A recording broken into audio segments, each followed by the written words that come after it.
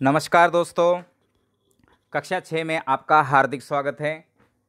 मैं अर्जुन तुकाराम लाड, टीजीटी हिंदी, जवाहर नवोदय विद्यालय, सरबोक, बरपेटा, असम। चलो, आज व्याकरण से संबंधित एक महत्वपूर्ण पाठ आपके सामने लेकर आए हैं और उस पाठ का नाम है प्रत्यय। बच्चों, हमने उपसर्ग पढ़ा। उपसर्ग और प्रत्यय वैसे देखा गया तो दोनों भाई भाई हैं। दोनों शब्द निर्माण की प्रक्रिया में महत्वपूर्ण स्थान रखते हैं। दोनों से शब्द का निर्माण किया जाता है। भाषा में शब्द के लिए बहुत महत्वपूर्ण स्थान है और ये शब्द का निर्माण अगर किस प्रक्रिया से माध्यम से होता है तो उस प्रक्रिया में उपसर्ग, प्रत्यय और समास का बहुत महत्वपूर्ण स्थान है। बच्चों, शब्द नहीं बनेंगे तो वाक्य नहीं बनेंगे और वाक्य नहीं बनेंगे तो हमारी जो भाषा है उस भाषा का विकास नहीं होगा। इसलिए इस भाषा का विकास तो निरंतर होता है और निरंतर भाषा का विकास अगर होना है तो शब्द निर्माण की प्रक्रिया निरंतर शुरू रहना आवश्यक है और इस निरंतर प्रक्रिया को शुरू रहने के लिए जो मदद करते हैं वो होते हैं प्रत्यय, है ना। प्रत्यय का महत्व हमारे जीवन में क्या है? भले वह हमारे अंत में लगेंगे या शब्द के अंत में लगेंगे, लेकिन नया निर्माण करेंगे। प्रत्यय नए शब्द का निर्माण करते हैं। तो प्रत्यय पढ़ने से हमारे जीवन में क्या बदलाव आएगा, हमारे लिए उसका क्या फायदा होगा, निश्चित हम देखते हैं कि प्रत्यय के अर्थ एवं परिभाषा से आप अवगत होंगे। ये पाठ पढ़ने से आपको क्या मिलेगा? प्रत्यय के अर्थ एवं परिभाषा से अवगत होंगे। क्या हो जाएगा? प्रत्यय के अर्थ एवं परिभाषा से अवगत होंगे। बाद में शब्द निर्माण की प्रक्रिया से अवगत होंगे। आपको नए शब्द का निर्माण कैसे करना है इसके बारे में ज्ञान प्राप्त होगा। भाषा में प्रत्यय की पहचान करने तथा प्रयोग करने की क्षमता का विकास होगा। आपके भाषिक कौशल्य का विकास होगा। आदि बातें आपके जीवन में परिवर्तन लाएगी। कब? प्रत्यय पढ़ने के बाद। प्रत्यय का महत्व तथा परिचय जानने से पहले बच्चों, महत्वपूर्ण बात है और यह बात यह है कि ये जो प्रत्यय शब्द है ना, दो शब्द से बनाए। एक प्रति, दूसरा अय।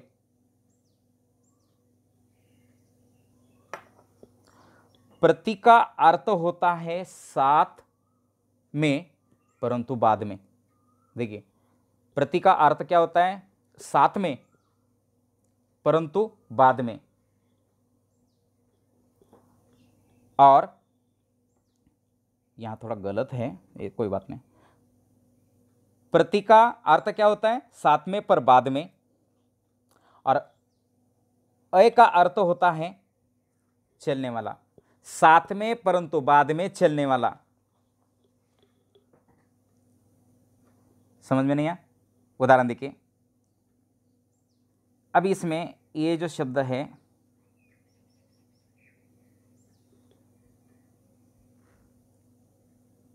सामाजिक, एक शब्द है समाज। समाज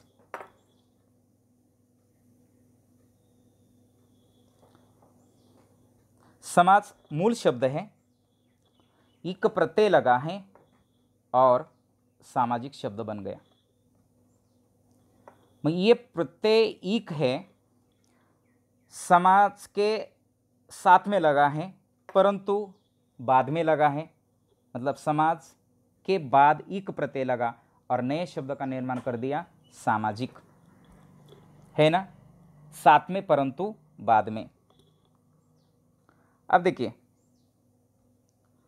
प्रत्यय एक शब्दांश होते हुए हमेशा मूल शब्द के अंत में लगते हैं। प्रत्यय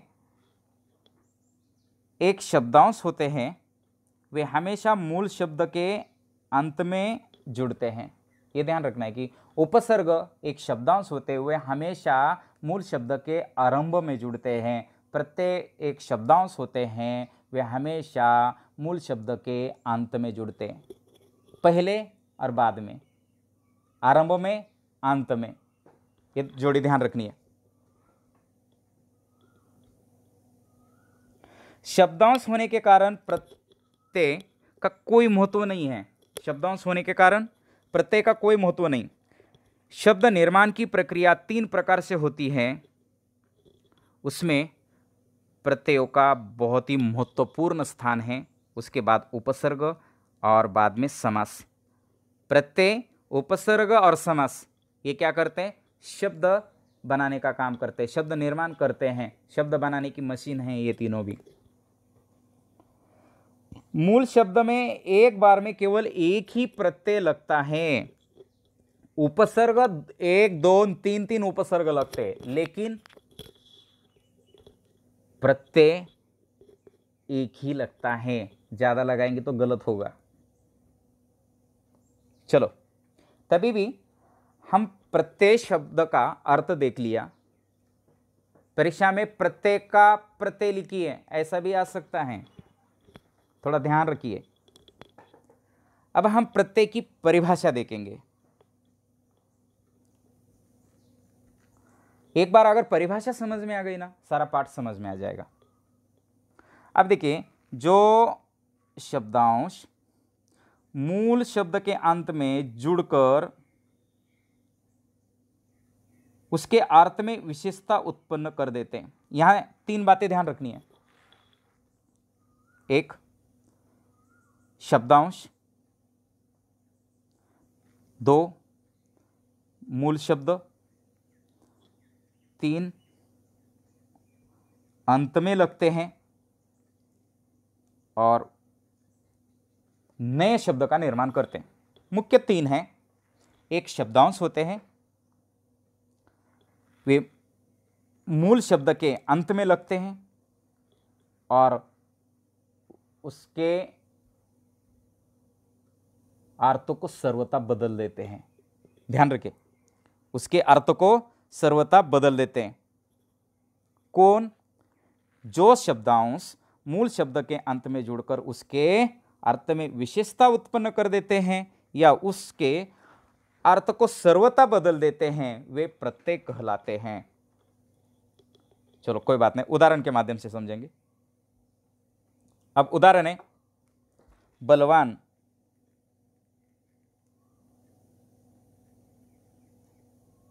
बलवान शब्द दिया, इसमें बल का अर्थ होता है ताकत, शक्ति, पावर।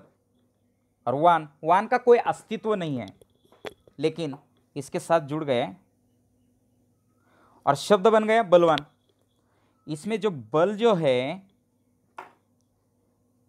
यह हमारा मूल शब्द है और वान जो है यह हमारा प्रत्यय है। समझ में आ गए? कहाँ लगा ये? बल के अंत में।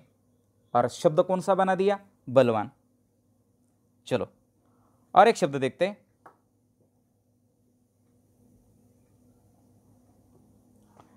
शक्तिमान। आजकल सीरियल देख रहे हैं आप, शक्तिमान शब्द तो आपने सुना होगा। शक्ति यह हमारा मूल शब्द है, उसका भी अर्थ क्या होता है? पावर। और मान जो लगा है ये हमारा प्रत्यय है। नए शब्द का निर्माण क्या हो गया? शक्तिमान।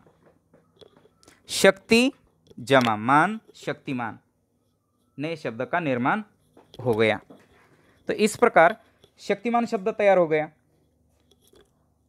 अब आपके समझ में आया होगा कि मान, वान ये 2 प्रत्यय लगने से क्रमशः बलवान और शक्तिमान जैसे नए शब्द का निर्माण हो गया। आ गई समझ में परिभाषा? फिर से एक बार दोहराते। जो शब्दांश मूल शब्द के अंत में जुड़कर उसके अर्थ में विशेषता उत्पन्न कर देते हैं या उसके अर्थ को सर्वथा बदल देते हैं वे प्रत्यय कहलाते हैं।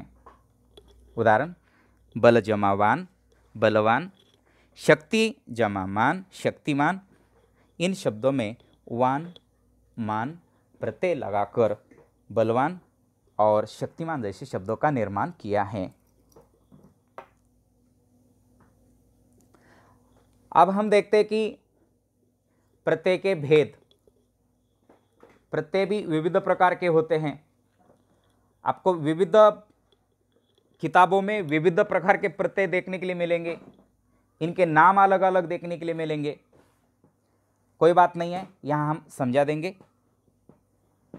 प्रत्यय के भेद है बच्चों, हिंदी में 3 प्रकार के प्रत्यय होते हैं। अब बोलेंगे कौन से? हिंदी में कितने प्रकार के प्रत्यय हैं? 3। कौन कौन से? नीचे दिए हैं मैंने। एक है क्रिया प्रत्यय। कौन सा? क्रिया प्रत्यय। जैसे खाना शब्द में खा मूल धातु है ना, प्रत्यय जोड़ने से खाना शब्द बन गया। कैसे बनता है बाद में देखेंगे। कृत या कृदंत प्रत्यय। दूसरा है कृत या कृदंत प्रत्यय और तीसरा है तद्धित प्रत्यय। तीसरा कौन सा है? तद्धित प्रत्यय।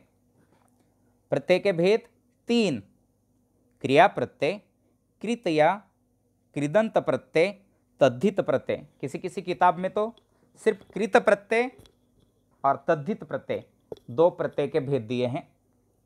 उसके माध्यम से भी आगे उन्होंने विस्तार किया गया है, लेकिन यहाँ मैंने क्रिया प्रत्यय को अलग किया है।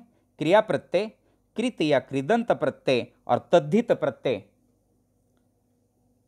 ये 3 भेद है। चलो इन तीनों भेदों का विस्तार से हम अध्ययन करेंगे और इसमें से जो पहला है वो क्रिया प्रत्यय। अब हम देखते हैं कि क्रिया के मूल रूप को धातु कहते हैं। हाँ बच्चों, यहाँ ध्यान देना है। बहुत बार आता है कि हम क्रिया पढ़ते समय धातु किसे कहते हैं। क्रिया के मूल रूप को धातु कहते हैं। क्रिया के मूल रूप को धातु कहते हैं, ध्यान रखो। अब कौन सी क्रिया? सपोज पढ़ाई। पढ़ाई क्रिया है, उसमें जो धातु है ये पढ़ धातु है। पढ़ से पढ़ाई, लिखाई लिख, जाना जा, करना कर, देना दे, ये क्या है? इसके मूल रूप है। और इनको क्या, क्रिया के मूल रूप को क्या बोलते हैं? धातु। ये समझ में आना बहुत आवश्यक था। क्रिया के मूल रूप को धातु कहते हैं और धातु के अंत में जिन प्रत्ययों को लगाने से क्रियाएं बनती हैं उसे क्रिया प्रत्यय कहलाते हैं।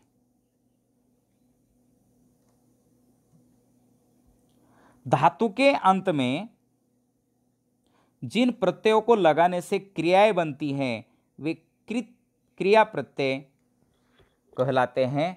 जैसे खेलना शब्द है,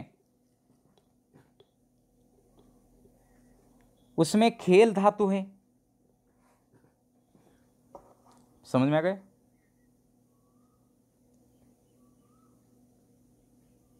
ये खेलना शब्द, उसमें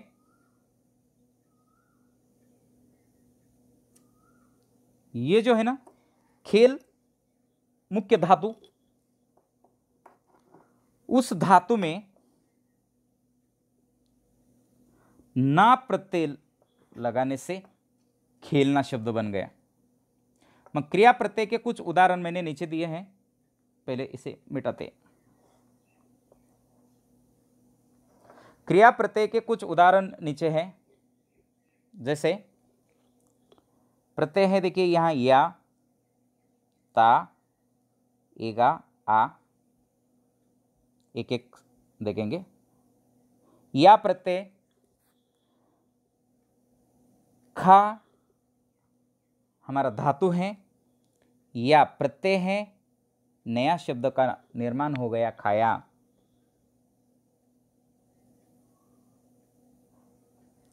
उसमें देखिए, इसमें यहाँ खाता शब्द आ गया, कोई बात नहीं है, इसमें थोड़ा सा ध्यान देखिए। खा प्रत्यय है, ता उसका सॉरी खा हमारा मूल धातु है, ता प्रत्यय है, उससे क्या शब्द बन गया? खाता शब्द बन गया।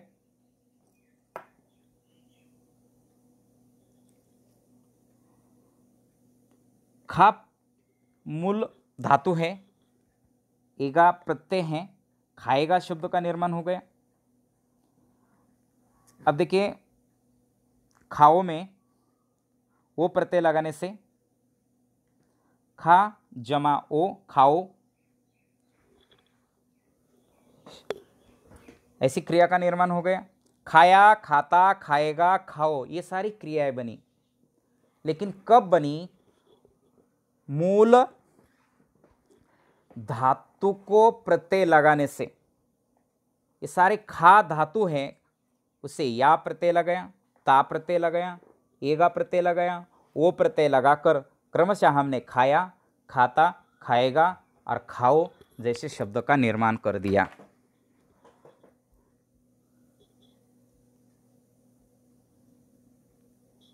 बच्चों, हम जो प्रत्यय का दूसरा भेद है वो देखेंगे। कृत या कृदंत प्रत्यय बहुत महत्वपूर्ण है। ये परीक्षा में ज़्यादा से ज़्यादा यहीं से उदाहरण आते हैं आपको। आगे भी हम अगर जाकर देखते हैं 7 क्लास, 8 क्लास, 9 क्लास, कृत या कृदंत प्रत्यय बहुत सारी किताबों में विस्तार से उसकी जानकारी मिलती है। इसकी परिभाषा देखेंगे।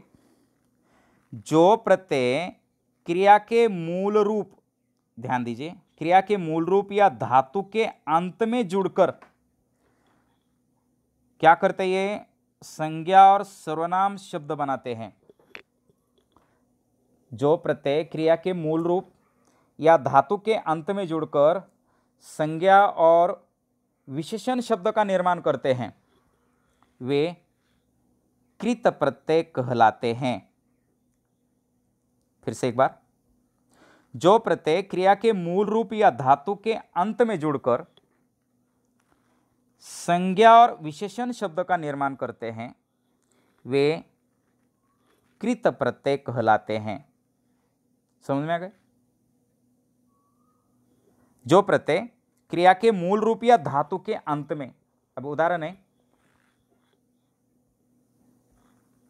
ये मिलनसार नाम का उदाहरण दिया है। मिलन जमा सार, इसके योग से मिलनसार शब्द बन गया, जो कि ये शब्द विशेषण है।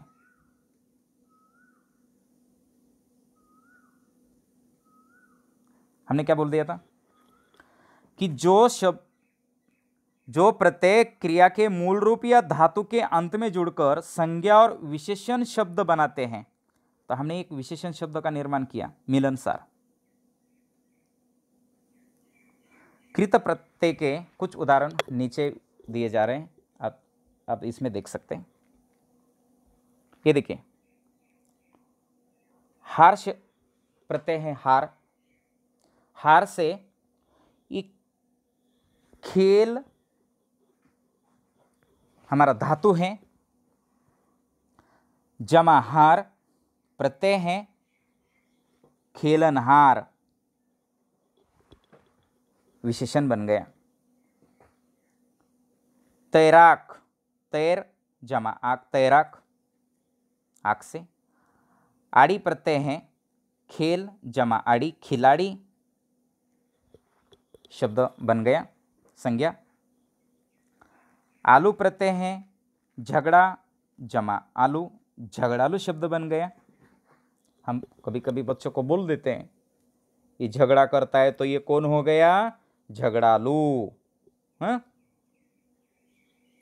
आवट शब्द, ये आवट प्रत्यय है। लिख, लिखना का लिख धातु है, आवट प्रत्यय लगाने से लिखावट शब्द का निर्माण कर दिया। तो ये सारे कृत या कृदंत प्रत्यय लगाने से खेलनहार, तैराक, खिलाड़ी, झगड़ालू या लिखावट शब्द का निर्माण हमने कर दिया। समझ में आ गया? कृत या कृदंत प्रत्यय किसे कहते हैं? जो प्रत्यय क्रिया के मूल रूप या धातु के अंत में जुड़कर संज्ञा और विशेषण शब्द बनाते हैं वे कृत प्रत्यय कहलाते हैं। समझे? उदाहरण नीचे दिए हैं। चलो इसके बाद हम अगला जो प्रकार है वो देखते हैं, तद्धित प्रत्यय। तद्धित प्रत्यय, जो प्रत्यय, इसको समझेंगे हम विस्तार से। जो प्रत्यय संज्ञा, सर्वनाम और विशेषण शब्दों के अंत में, कृदंत प्रत्यय में हमने संज्ञा सर्वनाम का निर्माण किया था।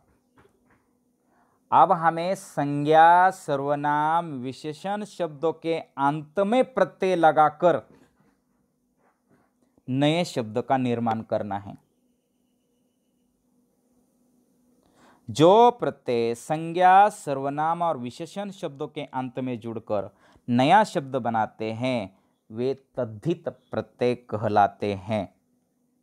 ध्यान रखिए, जो प्रत्यय संज्ञा, सर्वनाम और विशेषण शब्दों के अंत में जुड़कर नया शब्द बनाते हैं वे तद्धित प्रत्यय कहलाते हैं। अब देखिए किन के अंत में? ये जो फल है ना, संज्ञा है, वाला प्रत्यय है, फल वाला नया शब्द बन गया। देखिए समझ में आ गया क्या?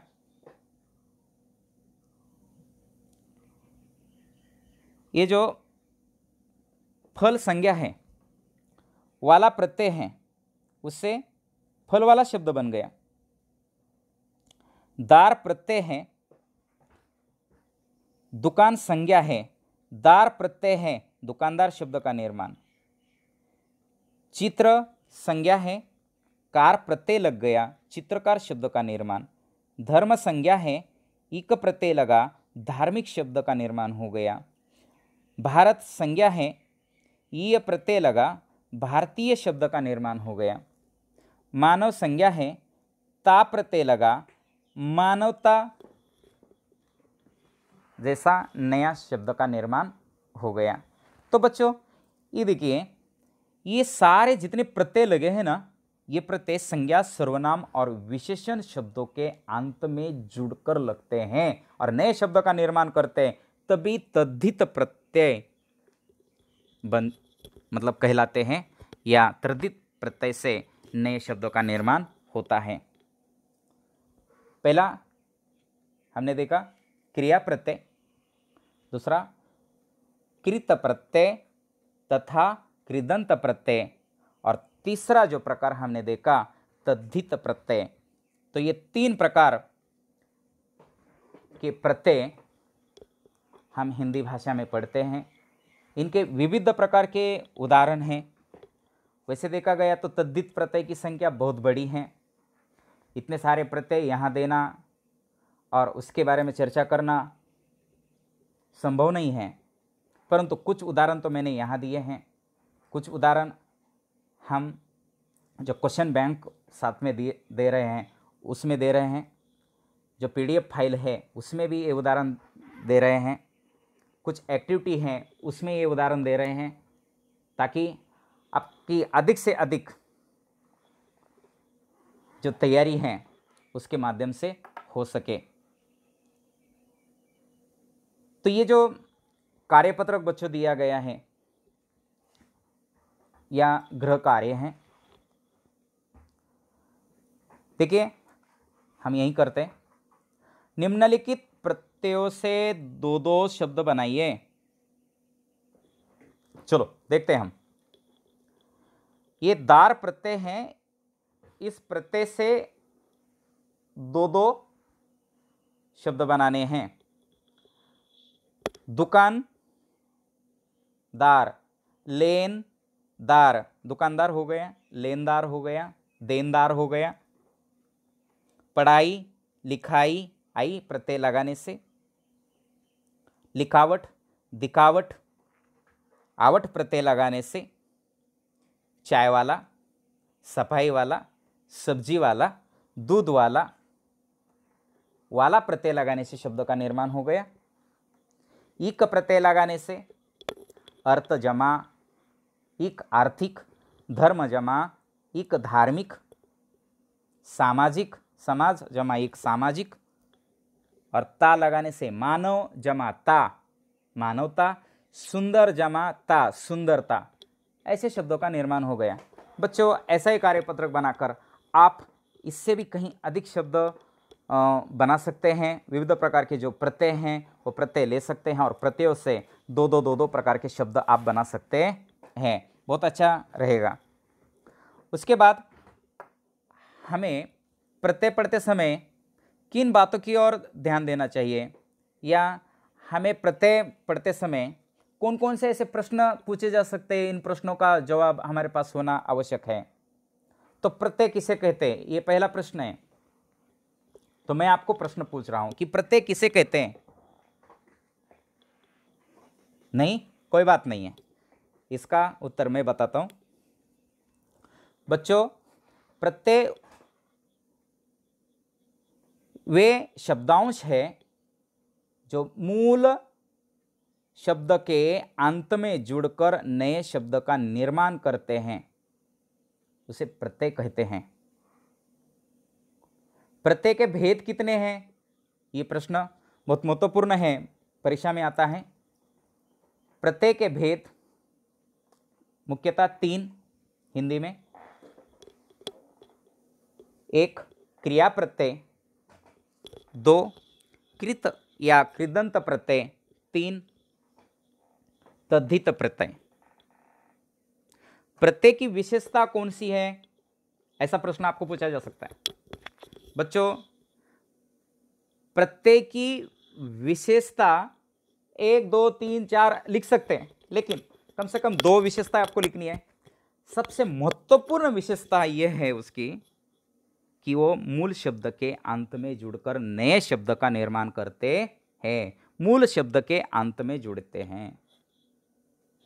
प्रत्यय मूल शब्द के अंत में एक ही बार जुड़ते हैं, बार बार नहीं, ये भी ध्यान रखें।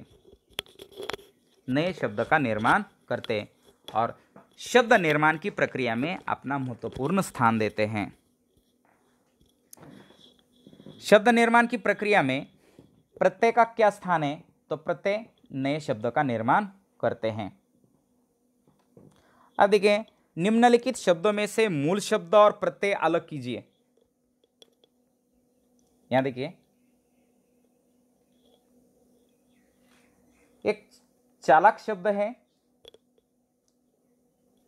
आंख प्रत्यय है। घुमक्कड़ अक्कड़ नाम का प्रत्यय इसमें है। कमाई आई, कटवाई वाई, भावना अना, अभिनेता ता, अभिनेता में उपकार उपकारी हरी, पठनीय ई, देखिए ये प्रत्यय लग गए इसमें।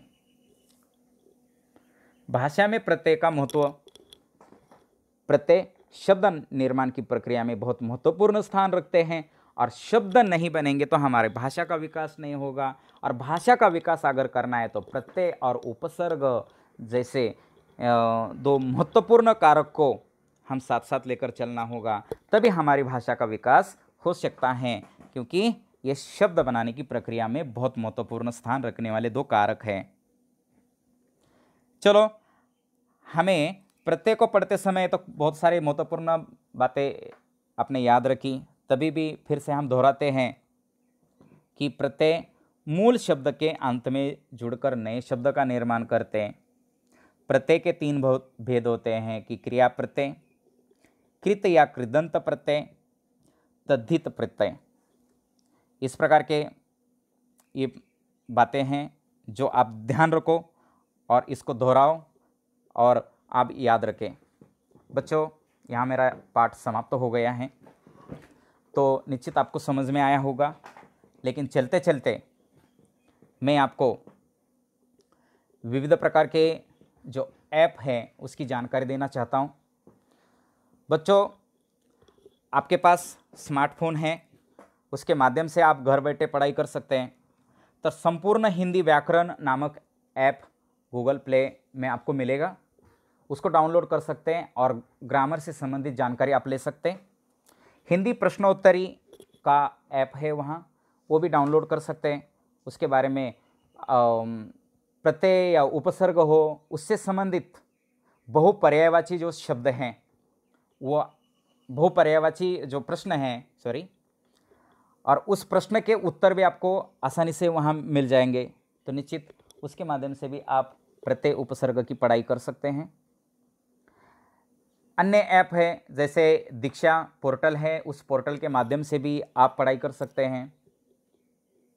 विविध प्रकार की वेबसाइट्स हैं, वहाँ जा सकते हैं और आपकी पढ़ाई में अधिक से अधिक निखार ला सकते हैं। तो बच्चों, आशा करता हूँ कि आपको ये पाठ समझ में आया होगा। निश्चित ही इतने से कम समय में इतना विस्तार से समझाना बहुत कठिन काम है, लेकिन आपको ये पाठ समझ में आया होगा, आशा करता हूँ। बहुत बहुत धन्यवाद बच्चों।